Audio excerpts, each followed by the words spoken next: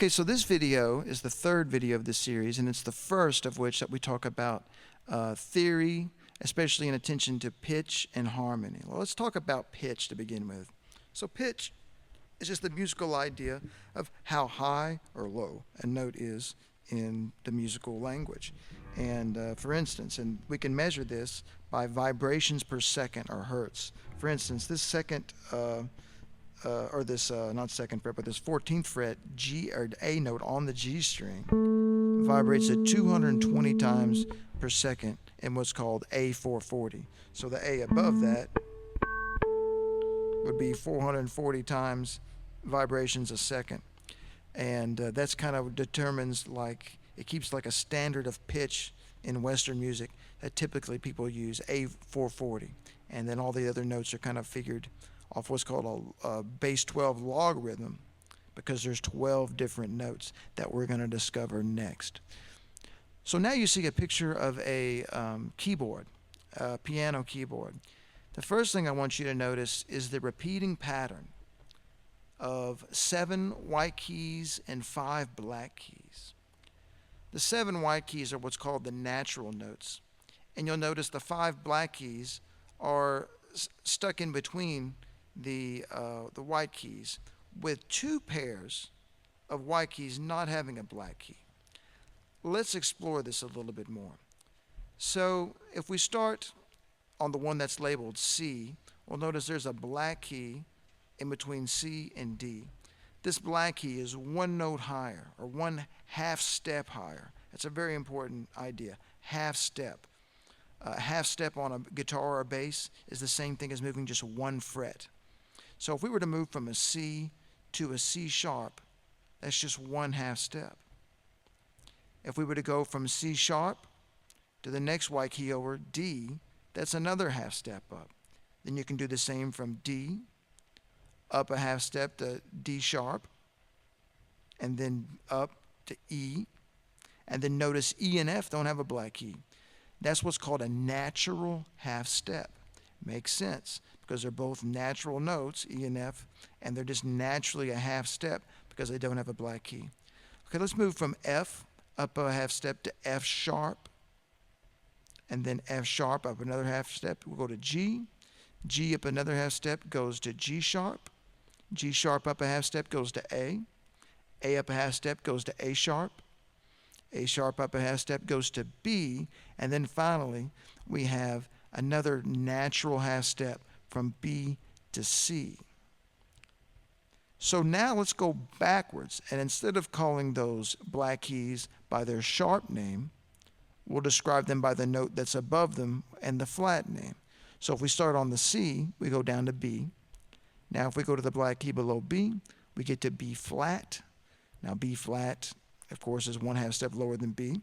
Then we go down a 1/2 step to A, down a 1/2 step to A flat, down to G, down to G flat, F, natural 1/2 step to E. E goes to E flat to D, D to D flat, and back where we started at the very beginning at C.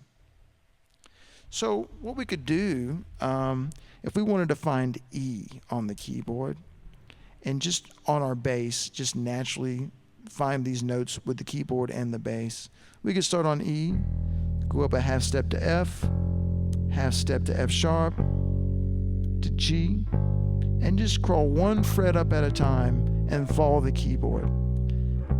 This is what I want you to do. And you'll notice when you get to the double dot inlay, you're back at E again. That is the complete octave. And that makes sense because there's 12 different notes, right? 7 natural notes, 5 black key notes, accidental notes, make up 12 different notes. And this pattern repeats. Except now we started on an E instead of a C. You should do this until you can keep a very kind of clear account in your mind of every single note and how far they are from each other. This will really, really help you. Okay, now what we want to talk about is a little bit of a pattern. So we notice about 1/2 step, or moving from one key to the next. We know how to do that now because we can go 1 fret up and down at a time. But now we need to learn about what's called a whole step. So a whole step is 2 frets apart or 2 notes on a keyboard apart. So what we're going to do now is I'm going to show you a pattern of whole steps and half steps that will create something called the major scale anywhere that we start that. Let me start by doing this on one string, and what we're going to do is you're just going to work up the low E string. So the pattern is going to be this: whole step, half step, whole step, whole step, whole step, half step. Another way to memorize that easier is 2 whole steps and a half, then 3 steps and a half. So 2 steps and a half, then 3 steps and a half. So if I started on the open string, I'll go whole step to 2, then whole step to 4, half step to 5, whole step to 7, whole step to 9, whole step to 11, then a half step to 12. And that will give me the notes out of the E major scale. Now don't worry so much about the names of these notes. I just want you to get accustomed to moving whole steps and half steps. Here it is a little faster. So you start, then whole, half, whole, half. Practice that. You only have to use more than one finger. You can just literally just drag your first finger and get better by doing that. Let's do the same thing on the A string.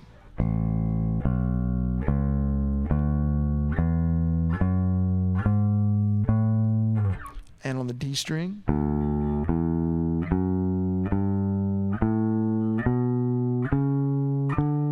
And on the G string.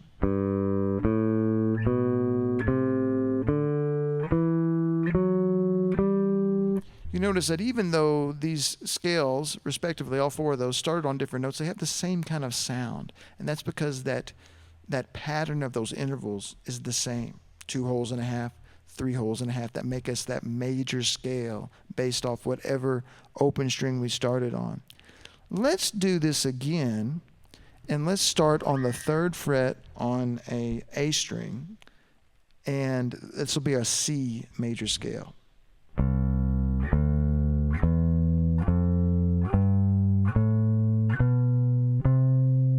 The C major scale is a great scale to really start to get your head around notes, and here's why. The C major scale is all the natural notes: C, D, E, F, G, A, B, C. So this is a great string to kind of start learning your reading on.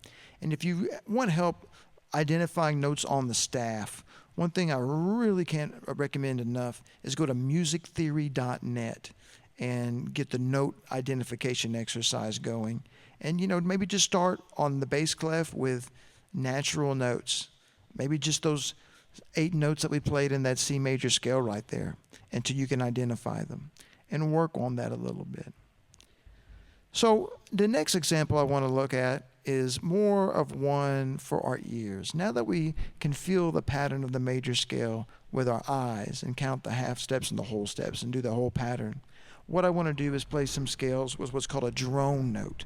So what we're going to do is we're going to play a scale accompanied by a lower note that's ringing out, that's open below it. Look at this example. It's an E major scale with a low E drone note. So it sounds like this.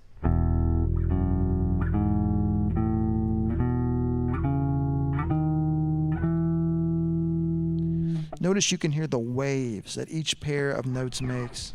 Some of them are very smooth. Some of them have a little waviness or dissonance to them, while others are smooth, a little wavy, or maybe really wavy, and then smooth. Each one of these distances or intervals, when they're played at the same time, have what's called a harmonic effect, and that's when those 2 notes communicate and their waves are played at the same time. And when those waves are in disagreement, they create a lot of extra waves that we can hear vibrating with our ears. Here's another one out of an A with an A drone note.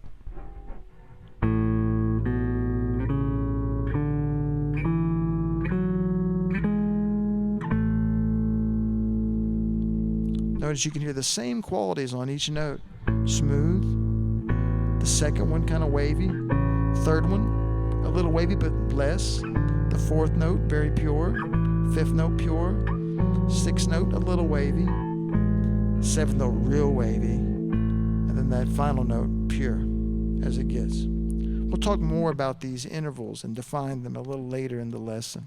And then finally, I want to look at this D major scale. This one will take us all the way up to a high D.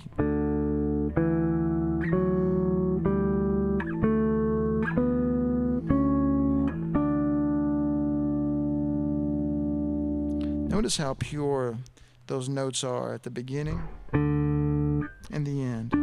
Those are what's called octaves. So really it's just two Ds ringing at the same time, the same note. So those waves will line perfectly up because one note is vibrating exactly twice as much as the other. So their waveforms should line up perfectly and give us that smooth sound that we want to hear. That, by the way, is a concept called consonance and dissonance. Consonance is when the waves really are in agreement and they line up good, and dissonance is when you hear them battle and wave a whole lot, okay? So let's take this C major scale that we learned off the 3rd fret now in the next example, and let's learn to play this over like the span of the fretboard. So instead of playing up and down one single A string, we're going to work from the low C up to the 5th fret C. This one is like this, and we'll talk about the fingering after I play it once.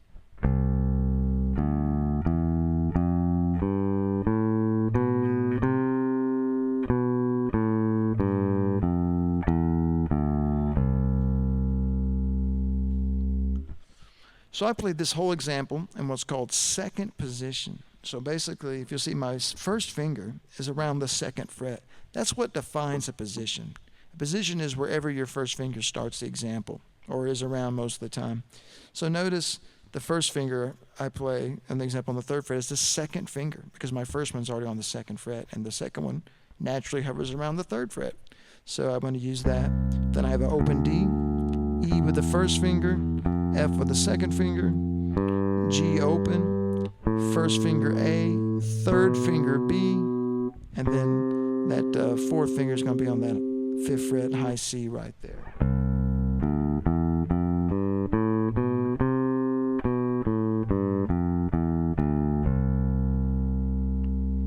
So now that we've got a really good idea of a C major scale, what I want to do is doubly invest in our knowledge of the natural notes on each open string. Now remember at the very beginning of the lesson when we looked at the keyboard, I showed you where the natural half steps were. Remember, they're between E and F and B and C. So if we're going up the fretboard and we're on an E, we know it's only going to be 1 fret to get to an F. If we're on a B, we know it's only going to be 1 fret to get to C. Everything else is going to be 2 frets. So what I want to do in this next example is start on the low E and find all the natural notes between that and the 12th fret. So E, F, natural half step, G is a whole step, A is a whole step, B is a whole step, C is a half step, D is a whole step, and E is a whole step. Practice this until you can really see clearly in your mind, almost like little dots on the fretboard where all those natural notes are, and be able to name them instantly.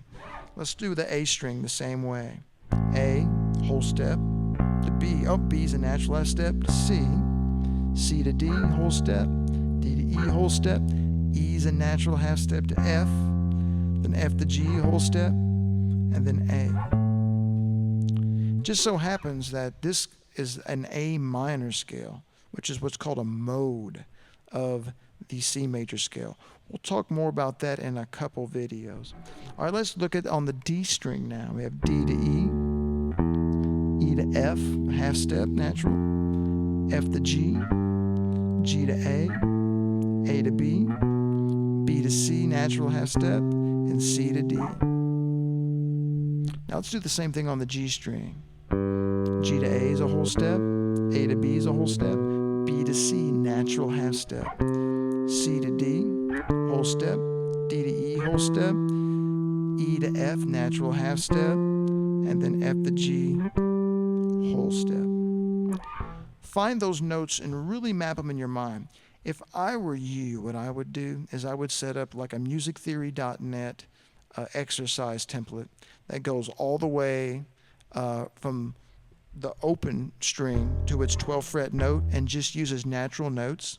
And as they pop up, name them and find what fret they're on, and kind of work like that for a few days real diligently until you can just snap notes off of any string up to like the 12th fret and name them off really quickly.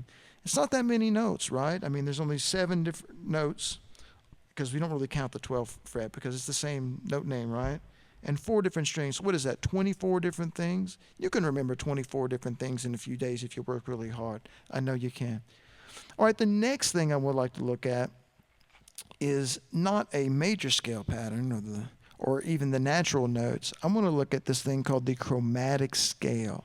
And in addition, I want to use a fingering in the second chromatic scale example that I'm going to show you. That's very important. But in this first one, we don't have to worry about the fingering, so you can just use one finger as we go up. What we want to do is, like we did earlier with that, when we trace the low E on the piano to the bass, what we want to do is be able to do that without looking at the piano now. So be able to say E, F, F sharp, G, G sharp, A sharp, B, C, C sharp, D, D sharp, E. And now when we go down, we'll use flats. E, E flat, D, D flat, C, B, B flat, A flat, G, G flat, F, then E. Work that in your mind until you're very clear. If you want to be a super scholar, you can do that on the other 3 strings as well. Now this next example takes a chromatic scale but does it over 2 octaves, and we're going to use a very specific fingering. So we're going to use this buddy system idea we learned, where the 3rd and the 4th finger play on the 3rd fret. But in addition to that, we're going to learn to shift it. And the goal here of all these shifts is going to be what's called delaying the shift. So wait to shift until you have to.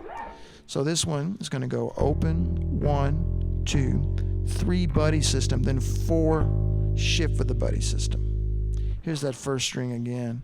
E, F, F sharp, G with the buddy system, then shift. And then that sets you up to go to the A string.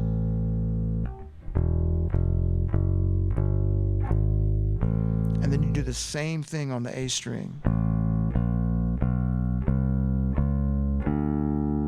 And the same thing on the D. Now what you'll do on the G is you'll start the same way, but since there's not another string, after you shift with the buddy system, you're going to go to the 1st fret with the 1st finger and start again, except this time no buddy system. 1 finger per fret until we get to the 8th fret with the pinky, then we can slide to get the high E with the pinky. Then on the way back down, it's the same finger, we just delay the shift. So 6th fret will slide down to 5th with the 1st finger. Then we'll hit buddy system on 4. Slide when you get down to 1st. Buddy system, slide on 1st. Buddy system, slide to 1st. Buddy system, slide to 1st. The goal of this exercise is to develop a kind of logic and feeling in your shifting for your shifts of 1 fret to kind of get it together. So eventually you want to achieve a tempo of at least something like this where the notes are very connected.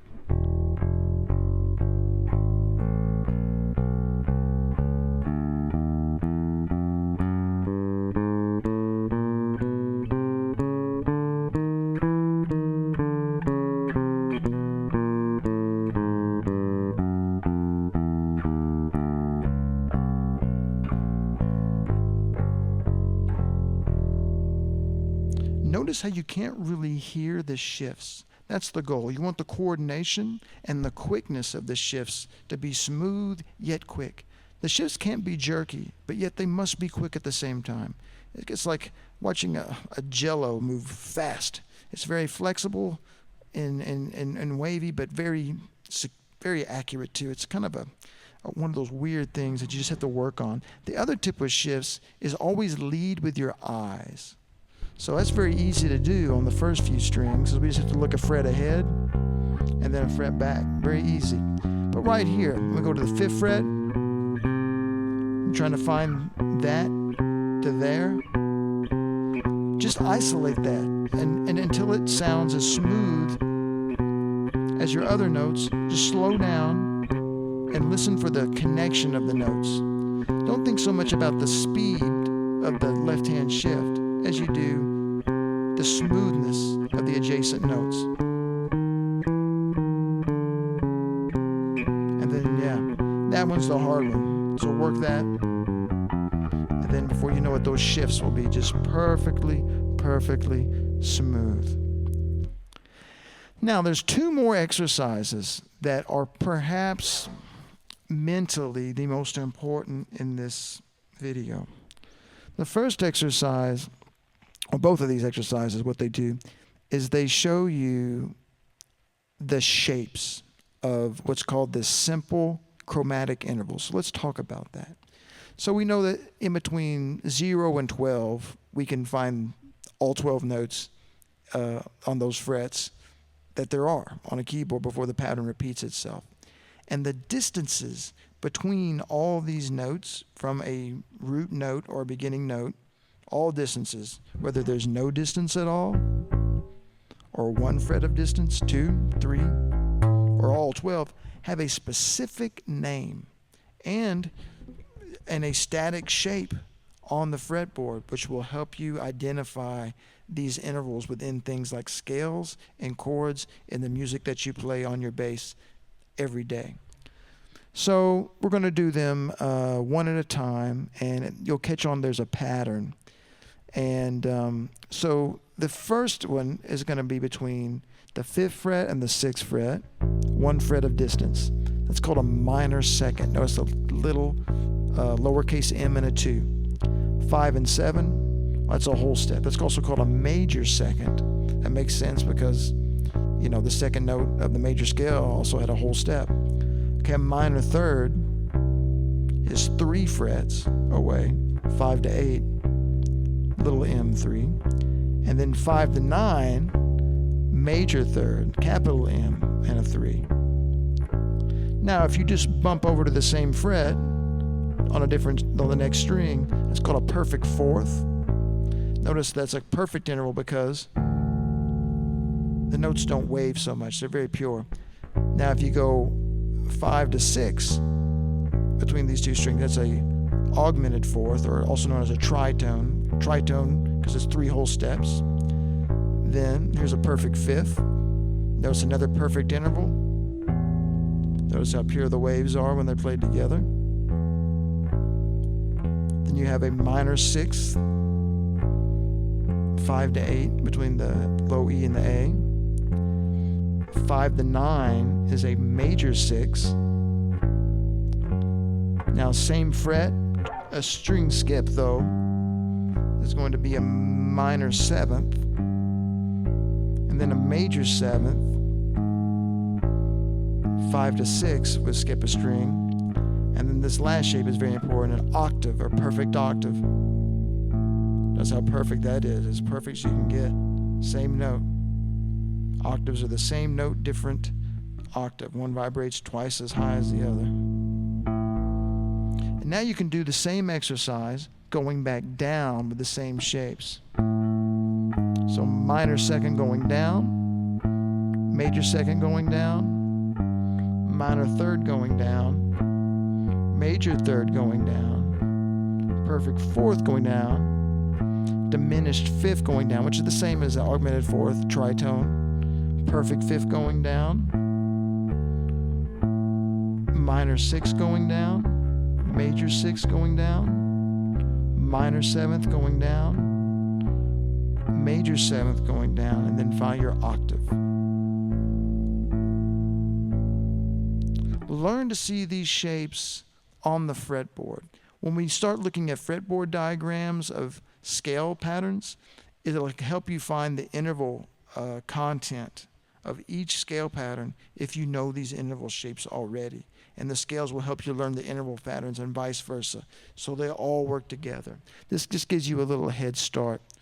Now this next exercise is the same thing as the previous one, except the pattern is a little different to help you learn some different shapes. So here's a minor second, major second, minor third, major third, perfect fourth, augmented fourth, perfect fifth, minor six, major six, minor seven, major seven, and then the octave. And then you can do the same thing, as you can see, going back down. Now you can work these for like speed too. So like, the first one. It's a good technical exercise too, so don't neglect it for that. But really what you want to focus on here is seeing the shape and being able to find the shape in your mind and know what that interval is in that fret distance or that fretboard shape. So this concludes this first lesson over harmony, and depending on how much you know, it might have been a very informative lesson or it might have been a less informative lesson. But one thing I can't stress to you enough is the fundamentals of these intervals, these simple chromatic intervals that we did in the last two examples, and just cold knowing the notes on your fretboard. If you don't know the notes on your fretboard, you don't know anything. So just take the time and invest in it and make it important. If you want music to be an important part of your life and playing bass to be an important part, you've got to know your notes. And this set of exercises is a great platform to start building those skills. So good luck and practice a lot.